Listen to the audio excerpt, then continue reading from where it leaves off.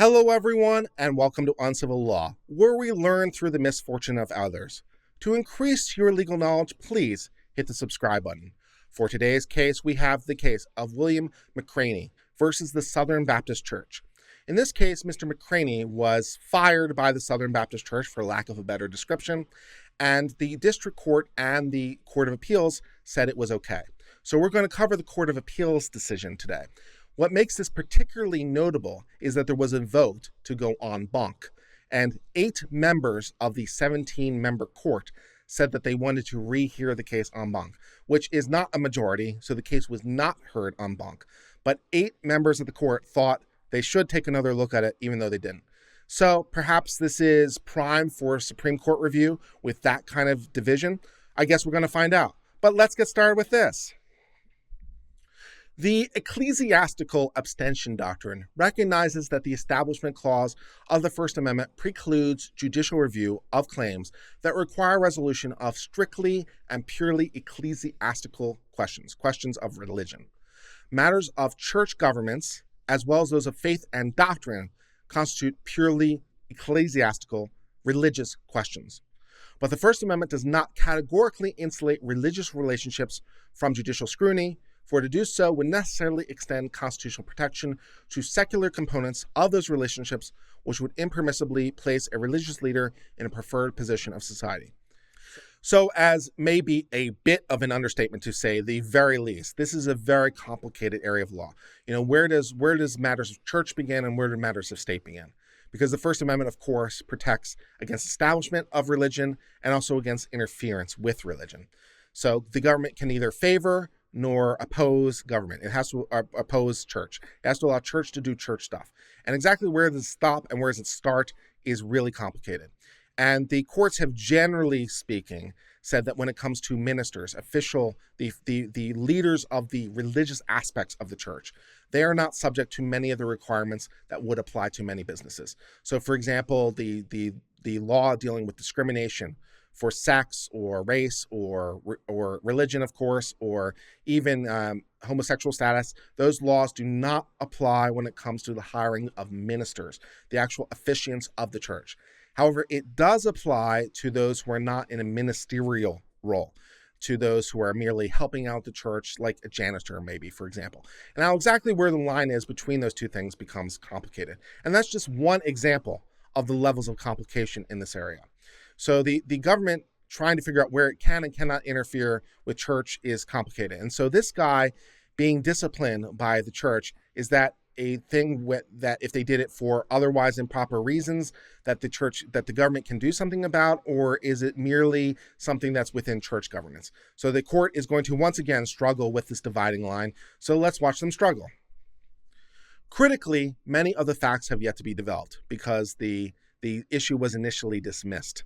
So we don't know the full factual posture, but this is what we do know.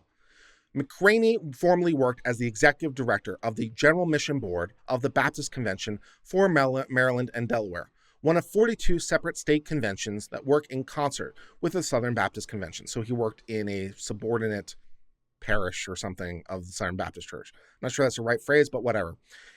The board, which has never been his employer, is one of 12 boards and agencies of the Southern Baptist Convention. These 2 boards entered into a strategic partnership that addresses issues of personnel, cooperation, and funding.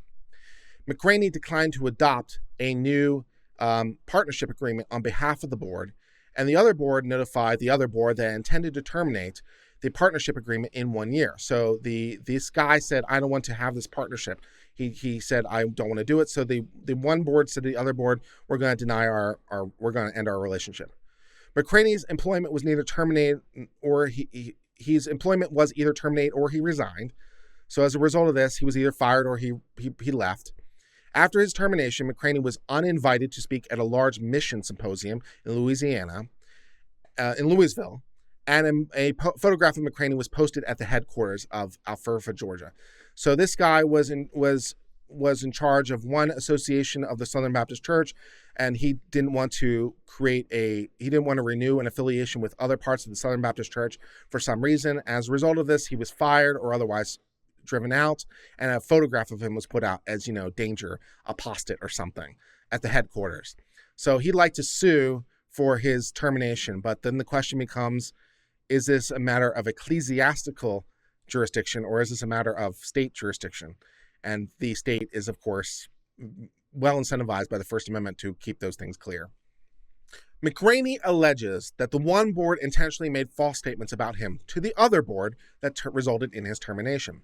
Specifically, he alleges that the one board falsely told the other board that he refused to meet with Dr. Kevin Eswell, president of the one board, to discuss the new partnership agreement. So he said, well, you refused to meet with him. He also alleges that the one board intentionally got him uninvited to speak at a mission symposium and posted his picture at headquarters to communicate that McRaney was not to be trusted and was a public enemy number one of the one board. So yeah, they're saying he's an apostate, which, is not great, but it's not as bad as some religions treat their apostates, so there you go. In order to resolve these claims, the court will need to determine whether the board intentionally and maliciously damaged McRaney's business relationships by falsely claiming he refused to meet, so tortious interference, whether the statements made were false, defamatory, and least negligence, defamation, whether or not the board intentionally caused him to suffer foreseeable and severe emotional distress by placing his picture, intentional infliction of emotional distress, negligent infliction of emotional distress. It is not clear that any of these determinations would require the court to address a purely ecclesiastical question. Whether or not they simply lied about whether or not he refused to do something, or whether or not they inflicted. Maybe it doesn't involve religion. So McRaney is not challenging the termination of his employment, so that's not an issue. And he's not asking the court to weigh on issues of faith and doctrine. So he's saying, yeah, you can fire me, you can't just lie about me, or at least that's the claim. His complaint asked the court to apply neutral principles of tort law to a case that on the face involves civil rather than religious dispute. So he says, look, the one board said I refused to meet with this guy, and that wasn't true. And they also got me uninvited by making lies about me. So that's defamation, that's tortious interference, and then by posting my photograph at them and saying I'm public enemy number one, that's infliction of emotional distress, intentional or negligent otherwise. So if this were any other business, then we wouldn't have any problem. But this is a religious organization. And so maybe we need to stay away from this because maybe this is a religious issue. But this court says, and at least the majority of the entire court won't rehear it. So this court says, no, this looks like it might just be state level matters. So the court can at least try to hear this. Whether or not they can get to the end of the page or not, but they can at least try. There's nothing stopping it, at least at this preliminary stage. So that was the decision by the Court of Appeals. The board broadly objects that it may have a valid religious reason for its actions. On remand, if the board presents evidence of these reasons, and the district court concludes it cannot resolve the claims without addressing those reasons, then that may be cause to dismiss. So they're not saying you may not be able to get there. Maybe you can get there. But at this preliminary stage, it looks on its surface like just a normal civil law claim. So, if you're saying you did it because of religious reasons and you can't decide it without those reasons, that may be cause to dismiss. You're just not there yet. If such a broad statement, such as was the one that was proposed alone, was sufficient to warrant dismissal, religious entities could effectively immunize themselves from judicial claims brought against them, which, depending on your point of view, religious entities have kind of done, in large part. The court then notes the First Amendment protects the right of religious institutions to decide for themselves, free of state interference, matters of church governments as well as those of faith and doctrine. At this time, it is not certain that resolution of these claims will require the court to interfere with matters of the church, matters of faith, or matters of doctrine. Therefore, the dismissal was premature, although it ultimately might be granted later. So for at least the moment, the court reverses and remands. So that brings us to the end of our current discussion of the case of Will McRaney versus the Southern Baptist Church. In this case, Mr. McRaney was fired or forced to resign as part of being a board member of one part of the Southern Baptist Church because of allegedly refusing to meet with some people and refusing to renew relationships with other parts of the Baptist Church. And he says, look, they defamed me. I didn't refuse to meet with that person. They're spreading lies about me. They prevented me from giving a speaking gig under false pretense, tortious interference, and they put up my picture saying I'm public enemy number one, emotional distress.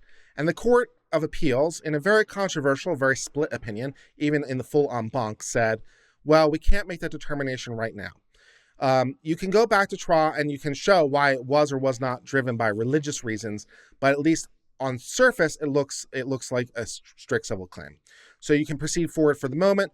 You might be able to dismiss later, but at least for the moment, that brings us to the end of the discussion of this case.